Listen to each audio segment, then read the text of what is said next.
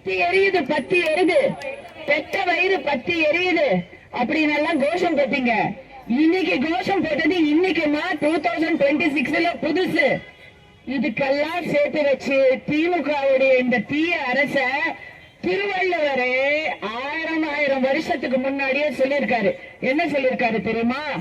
அல்லல் பட்டும் ஆற்றாது அழும் அன்றே செல்வத்தை தேய்க்கும் படை அப்படின்னு சொல்லியிருக்காங்க. அல்லற்பட்ட ஆற்றாது அழுத கண்ணீர் அன்றே செல்வத்தை தேய்க்கும் படை அப்படின்னு சொல்லியிருக்காங்க. என்ன தெரியுமா அர்த்தம்?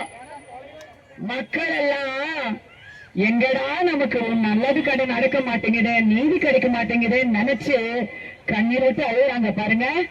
அந்த கண்ணீர் ஒரு ஆட்சியை, ஒரு மன்னனை, ஒரு அரசை அழிக்கக்கூடிய படைன்னு சொல்லியிருக்காரு திருவள்ளுவர். இன்னைக்கு பொய்யாமொழி புலவர் திருவள்ளுவருடைய வாக்கு நிஜமாக போகுது. இன்னும் 2 அமாவாசைன்னு அக்கா சொன்னாங்க.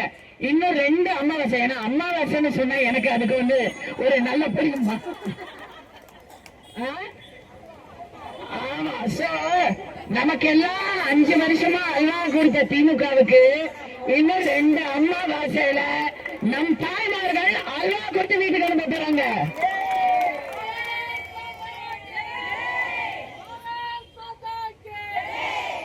நான் நடிச்சது அமைதிப்படை.